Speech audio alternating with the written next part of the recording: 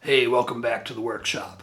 So, some time ago, I made a video where I was using Minwax wood hardener to stabilize small pieces of wood for using in knife handles. You can see that video in the description below. That video got a lot of questions, and I realized that, as it turns out, a lot of people who watch my channel are not knife makers. A lot of the questions I got were concerned with using the wood hardener for structural reinforcement. We're going to test that this time.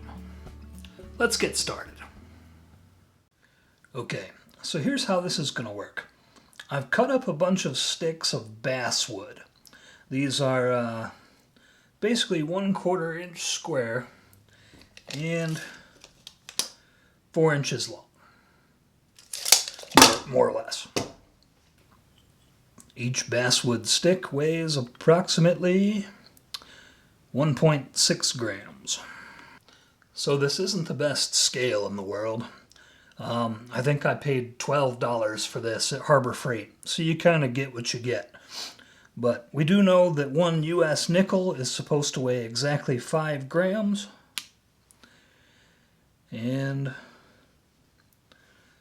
yeah, plus or minus 1/10 of a gram. I think that's close enough for the work we're trying to do. Okay, so I've weighed all of my sticks in their dry, untreated weights, and the data's been recorded. More to come on that later. For right now, I'm going to break them up into groups and start the experiment. Okay, the first group of 6 is my control group. These are going to remain dry and untreated. I'm going to do some strength testing on these, and we're going to compare that against ones that get treated with the wood hardener to see how they hold up. The second group of 6 is going to go into this olive jar and get completely submerged in wood hardener for a period of time. I understand that isn't the most realistic test, because if you're using this on a product in your house, a structural item, you're realistically probably not going to be able to submerge your wood, but the results of that are interesting to me, so we're going to do it anyway. The next group of 6, we'll get this painted on in the way that it is intended to be used. I think that will be the most realistic and practical test for this, at least as a structural reinforcer.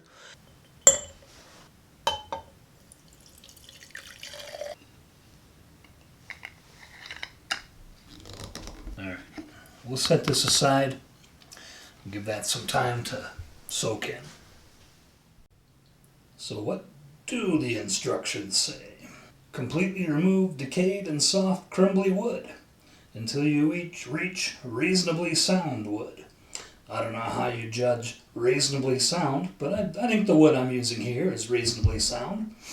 Wood should be dry, free from dust, grease, oil, and loose paint particles. Okay, we've got that covered. Application. Shake can well. Okay, we did that. Apply hardener with a disposable bristle brush to the softened wood to completely saturate the area. For strength, apply several coats in quick succession until a shiny surface appearance is obtained.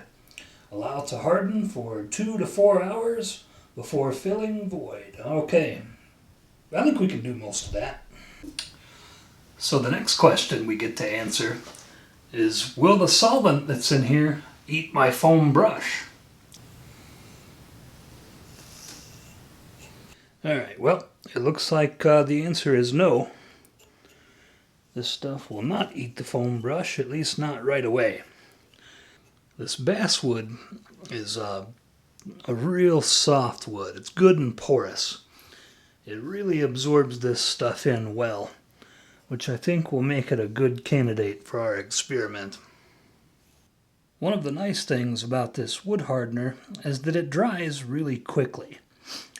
But that also kind of hurts it, because I think that means that no single coat of it soaks into the wood very far. So what I'm doing is applying multiple coats about 1 minute apart, maybe a little less.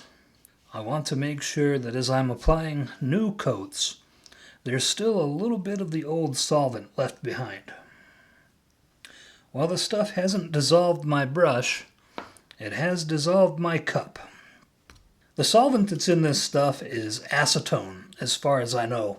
Acetone eats a lot of stuff, including plastic cups. I guess it makes sense, really. As far as I understand it, all this product really is some kind of low-grade plastic dissolved up into an acetone-based solvent. So what you're doing when you paint this onto the wood is you're putting this plastic into your wood. The solvent evaporates away, leaving just the plastic behind. So I guess the lesson to be learned here is be careful what sort of container you keep this in. So here's a question. Just how deeply does the wood hardener soak into these pieces anyway? Let's find out. For my next experiment, I've soaked some of this stuff in blue highlighter, and I'm hoping to see if we can determine just how far into the wood the hardener actually penetrates. Personally, I don't think that this stuff penetrates the wood very well at all, which is one of the reasons why in my last video for this, I put this under a vacuum in that mason jar. I was trying to use the vacuum to increase the rate of penetration. I suspect that for most woods, particularly dense hardwoods, a lot of this stuff just sits on the surface and doesn't really help you all that much. But I guess we'll find out. Okay, so for this one, we've put some blue highlighter dye into our wood hardener and painted several coats onto this stick. It's been allowed to dry for several hours, and now I'm going to cut this in half and see if we can tell how deep the wood hardener has penetrated into this piece of wood.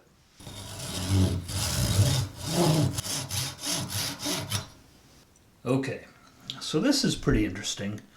This is our treated piece versus an untreated piece. And I've kind of chopped the ends off with a chisel. And the results are really quite different. On the untreated one, no matter how carefully I chiseled the end off, we've got all this grain tear out and structural damage here.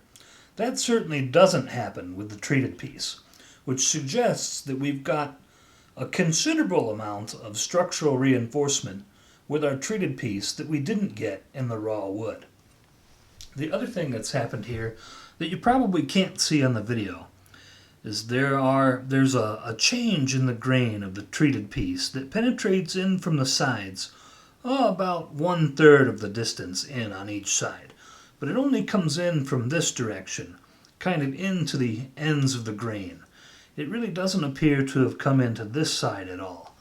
This deep blue kind of mark here is from where the chisel has pushed the top edge of the wood down a little bit.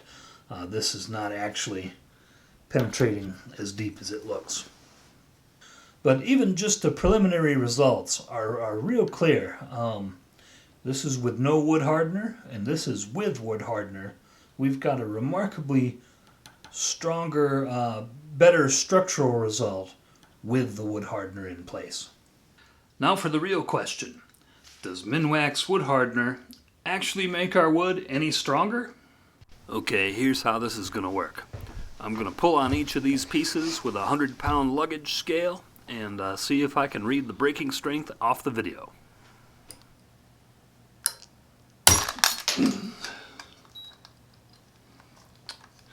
I don't know if we're going to be able to read these or not. It's kind of a gamble.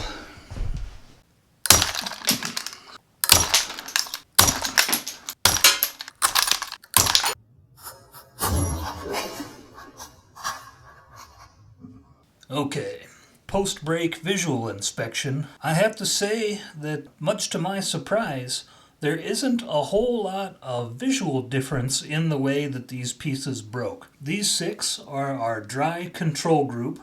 There's no wood hardener on these at all. This 6 in the middle is the soaked in the jar group. These were submerged in wood hardener overnight, then taken out and allowed to dry in a warm room for 8 hours. The final group are the ones that were just had the wood hardener painted on the outside, which is probably most representative of the way that wood hardener would be used in the home, and certainly the way it's intended to be used per the directions on the can. But to look at the way these have broken, I wouldn't say there's any significant difference between any one of these three groups.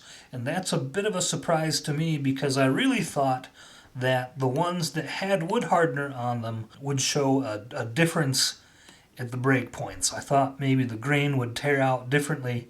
I thought maybe we would see some evidence of there being wood hardener down inside here. And at first glance, it certainly doesn't appear to be the case. But the visual inspection is only part of the story.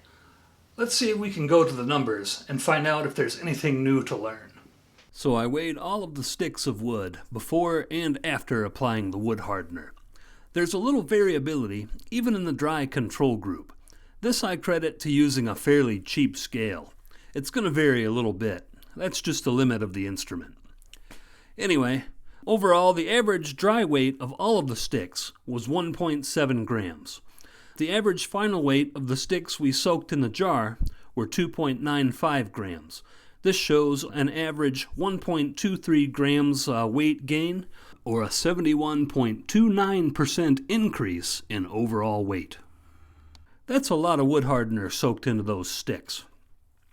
For the ones that had the 3 coats brushed on the outside, which are most representative of the way this product would be used in real life, the average brushed-on weight in the end was 2.25 grams, just a much smaller 0.53 grams of average gain, and a 30.65% weight increase. The breaking strength results are really interesting. The average dry breaking strength was 42.04 pounds. What seems crazy is that the average breaking strength for the pieces that were soaked in the jar actually went down. The wood hardener penetrating these deeper and through actually made them weaker. The average breaking strength of the pieces soaked in the jar fell to 35.68 pounds for a loss of 15.12%. Curiously, the pieces that were just brushed on, 3 coats on the outside, saw a very small increase in breaking strength, a gain of just 1.21%. Well, there you have it. Does Minwax wood hardener actually strengthen your wood? Well, it kind of does and it kind of doesn't. I wouldn't say don't use this product if you've got rotten wood in your house or in some structure and this is the only thing you can put on it to try to shore it up. It might help a little bit, but I definitely wouldn't expect a huge result. It's not a miracle product. It's not going to substitute for good, sound structural wood. It just, there's limits to what it can do. But either way, I think I learned a little bit, and I hope you learned something too. So I hope you found that interesting, and I'll be right back here in the workshop with another video just as soon as I can. See you then.